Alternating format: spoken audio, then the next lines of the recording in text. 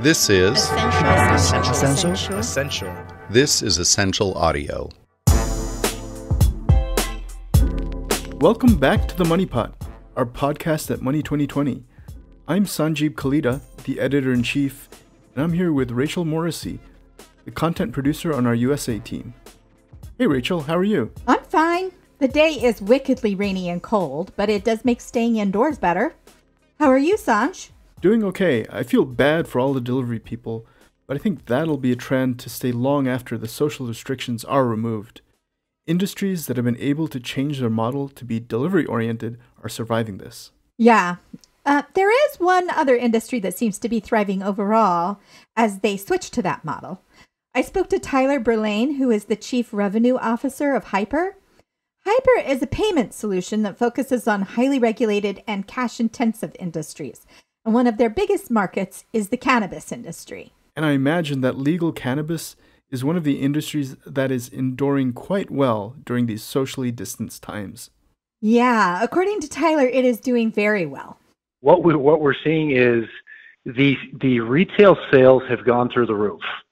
So very much like you're seeing with the Costco's and the grocery stores of the world, there's been a rush on product.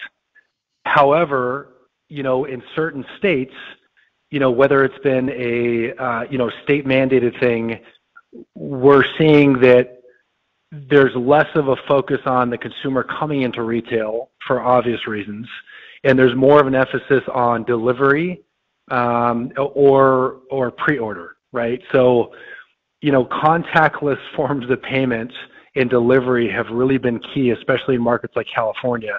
But again, the revenues and volumes have gone through the roof in the past couple of weeks. Well, that isn't a surprise. With stress levels this high and orders to stay home, that was a fairly predictable turn of events. And that makes it something to watch carefully. There is some form of legal cannabis in every state. 11 states have legal recreational marijuana. 33 states have legal medical marijuana. And hemp and CBD oil are legal under federal law. And because of the big variations in the legal and regulatory requirements in every state, almost all of the retailers are small businesses. The larger companies can't easily enter markets because commerce across state borders is regulated by the federal government. And keeping it to small business is great for a lot of communities that want a chance to be entrepreneurial in this space. I mean, it leaves a lot of room for the little guy. But cannabis, banking, and payments are not an easy fit. All banks are subject to multiple regulators on both the state and federal level. And as we said, cannabis products have a lot of different legal statuses depending on the location that are driven by a completely different set of regulators. And even when it is legal, national banking is far behind legislation. For example, I spoke to a couple of people in the health and wellness space. Their merchant accounts were closed by their bank when their businesses started offering CBD oils or other products, even though CBD is legal. Most of the national banks have a no cannabis tolerance policy, even if it is a legal cannabis product. But isn't that because they fear the regulators so much? Well, Tyler says the regulators have come much further than most banks have. I think, there's constant communication typically between state and federal regulators. Now, one thing that I'll tell you is regulators have changed dramatically over the years. We were there for one of the first ever audits of an institution in this space. The regulatory body was very obstinate. They didn't want the institution in the industry, and that was very clear. Over the years, regulators have gotten more comfortable with the industry. They understand that this is a problem, quote unquote, that's here to stay. They need to work with institutions to get these monies into the system. And we've seen those regulators do a 180 even in the last, 2 years. So they can't necessarily tell an institution it's okay to go in and bank this space, but they're doing what they can behind the scenes to try and help them understand what the expectations are going to be for them as an institution if they decide to bank it. But what that tells me is that the banks are left to the personal regulatory relationships. If they get one who's comfortable with the industry, then they're going to be okay. But if they get a regulator who isn't comfortable, then it's going to be a huge mess. That leaves way too much to uncertainty for the banks. They can't take that risk. Exactly. There is legislation that has passed the House and is currently being looked at by the Senate Banking Committee called the Safe Banking Act of 2019. And that stands for Secure and Fair Enforcement Banking. Right. DC never met a bill that they didn't want to make an acronym for. The bill was introduced by Representative Ed Perlmutter from Colorado, and the intent is to make it safe for banks to serve the cannabis industry without worrying about being subject to the whims of a regulator. Yeah, but the Safe Banking Act might not solve the problem.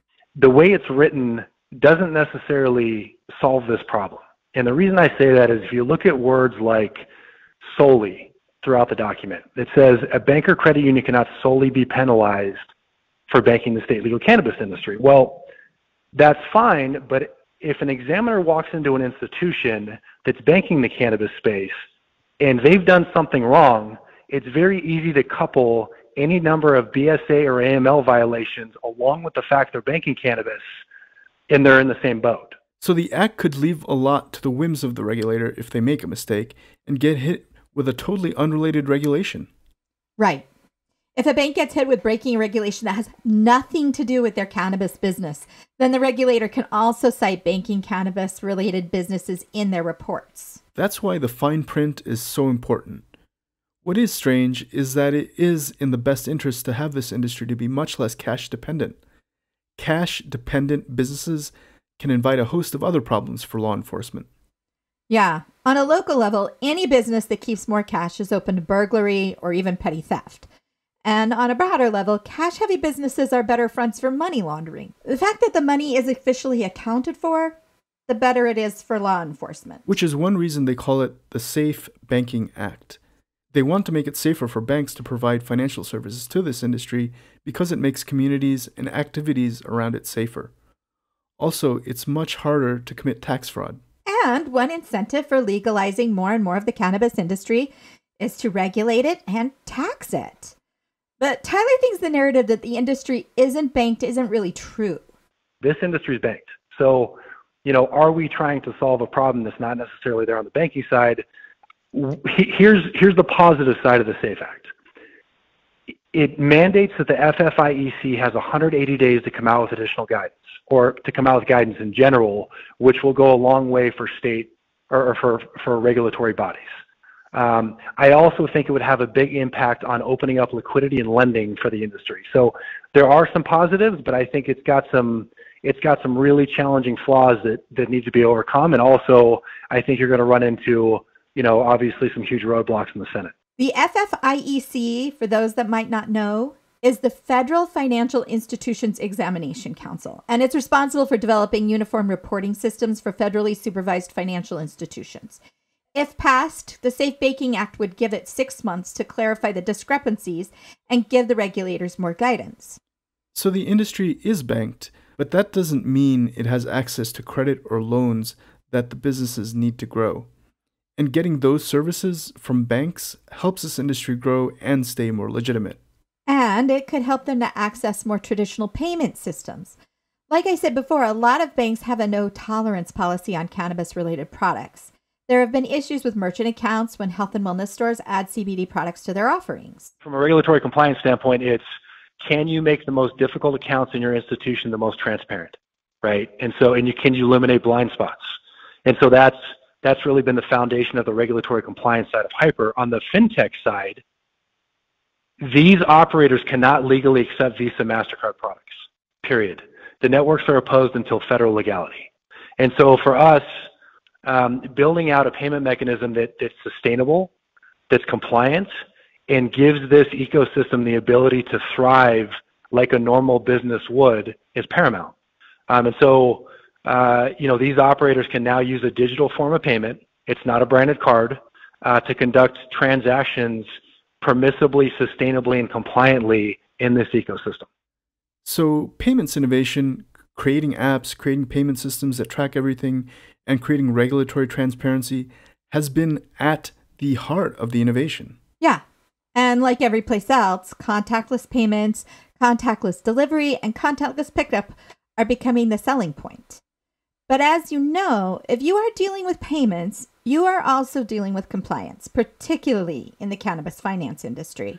this industry needs to understand that we're all in the compliance business at this point.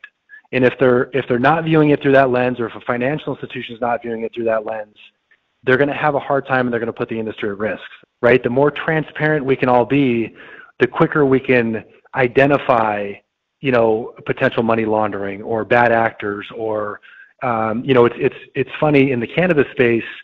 I tell people, if somebody's unbanked at this point, there's a strong likelihood, they've either ruined a relationship with an institution or they don't want the transparency for other reasons. Well, it looks like the legitimate players will be looking at a lot of innovation around financial services, including tracing products and creating secure delivery systems. This touches on payments, banking, regulation, cybersecurity, and all of the interesting debates we're planning for at our conferences. And we are planning on presenting a lot more about this at our conference in October from the perspective of the cannabis industry and the banking industry. We hope this 411 on 420 helps calm the nerves of our participants.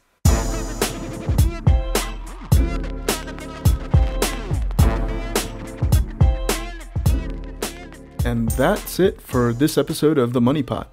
We want to thank our guest, Tyler Beuerlein from Hypur. We also want to thank our producer, Roland Bodenham. And if you listen and like the show, please leave us a review on iTunes.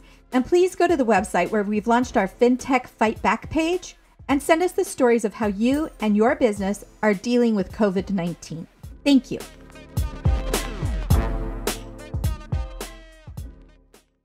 This is Ascential.